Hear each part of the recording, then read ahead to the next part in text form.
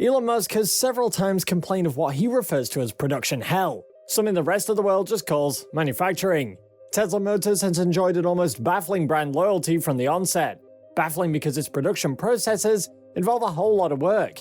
Many hitches have arisen in their quest to transition the automobile industry from reliance on fossil fuels to an electric base. Not least of these hitches was Tesla failing to automate the new vehicle assembly line for the Model S at the Gigafactory in Fremont. How did Tesla go from a threatening failure like that to churning out the majority of the world's supply in electric vehicles in such a few short years? Stay with us until the end of this video to find out, and don't forget to like this video and subscribe to our channel for more exciting videos. When Tesla reported its second quarter earnings in 2016, Elon Musk had to answer to analysis, and in those answers he revealed just how much pain production had caused the company. While Elon Musk was no longer keeping vigils over the production state, he claimed to still have had a whole lot of mental scar tissue from earlier this year. He had come up with a solution for the issues that they had faced, such as outfitting the factory to run on machine speed instead of being dependent on people. He put it this way: you can't have people in the production line itself, otherwise you'll drop to people speed. So there will be no people in the production process itself. This didn't mean that the factory floor will be completely free of humans, however. He also said that people will maintain the machines, upgrade them, and deal with anomalies. Unlike other companies, Tesla did not go the usual route of replacing the factory floor staff with machines. The robots, while wonderful additions, will need to be looked after, as only the human brain can actively solve problems. Musk wanted to take out the manufacturing speed being entirely dependent on humans, and so he limited them severely. The Model 3 was said to be mass-delivered in 2017, so this automation was supposed to be the plan that would bring production speed up to speed. It would cost a lot for Tesla to take the former General Motors and Toyota factories that were producing less than 10,000 vehicles per year and turn them into something capable of complete automation. Elon Musk was ready for the investments. Unfortunately, the work-in-progress factory had some hiccups when the new automated process was applied to the production of the Model S. However, Elon Musk's mind pushed him to think up something big, something innovative. He raised a tent on the factory site and housed almost a third of the assembly line in it. By 2019, Tesla delivered 250,000 cars, and then almost doubled that supply in 2020.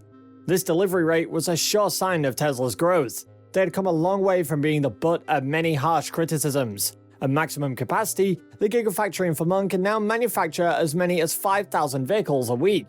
What did the record-breaking production line look like? It was straightforward. The major production line concentrated on installing the already manufactured parts into the car's frame. For example, the case at the final stage of production would be one of a whole seat being fit instead of watching the frame be set up and the material being stitched. There are actual videos of the entire dashboard being fitted into their vehicles, complete with the infotainment devices. Tesla has cut its production line to a basic 43 steps. And this might seem like a lot. It falls between a quarter and a third of the regular amount of steps used by other manufacturers. The factory, specifically the Model 3 warehouse, has over 1,000 robot employees at the moment. One observed advantage of this workforce is that there is a lot of time saved on each vehicle, while accuracy is not overlooked. One problem that critics had with early Tesla deliveries was the panel gaps. These gaps have been tremendously enhanced, so much so that Tesla's manufacturing quality is being compared to that of the Germans. Anyone who knows cars will know how much of a huge compliment that is. In addition to this, there is a cleaner car frame sent to the metal workstation. The robots make sure that there are fewer imperfections to take care of before the car is painted. Of course, this also helps to bump the vehicle's quality even further. The speed achieved in production by these machines is simply astounding.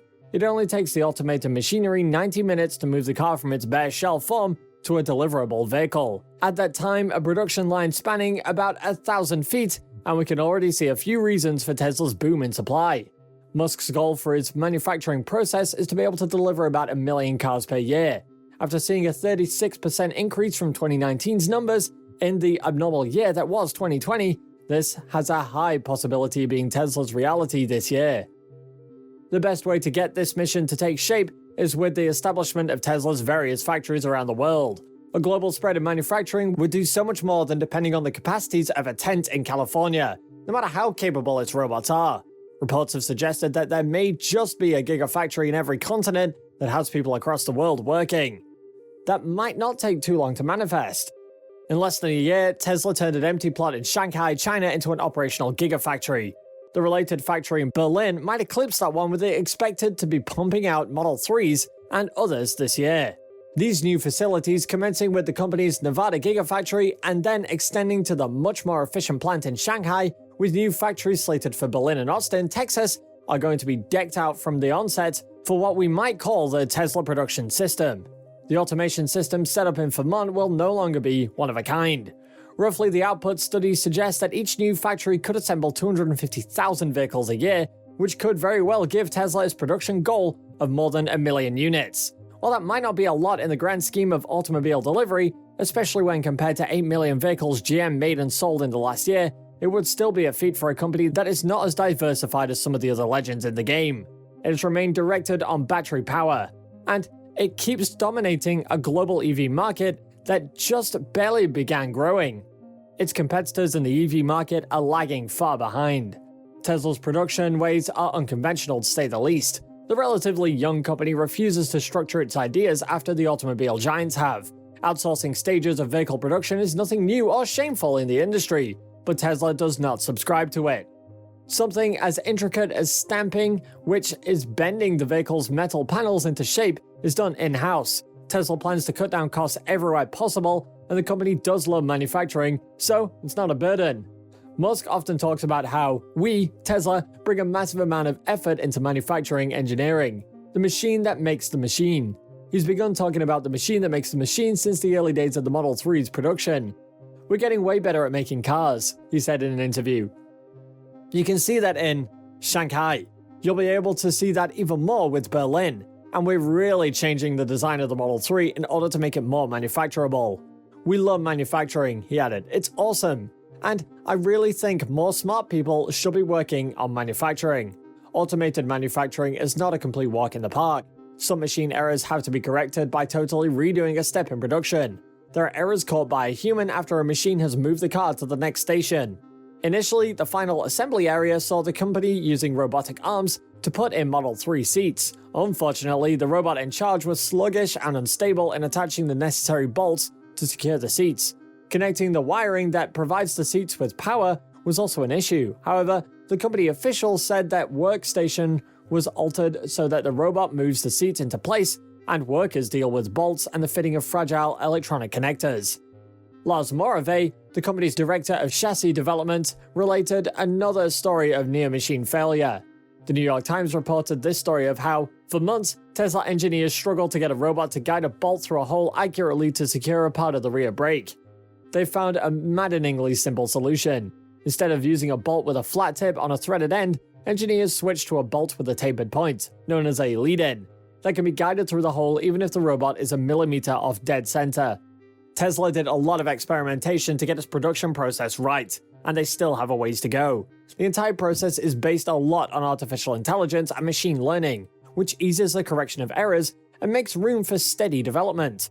Tesla has a system in place to receive massive feedback about its cars and its users, but it still works with the feedback from its assembly machines. This allows them to review and make engineering changes as often as necessary.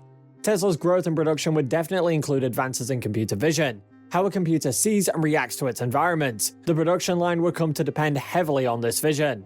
The cost of this improvement would be a high cost in the beginning, but in the long run, it would end up paying off and reducing the cost per car.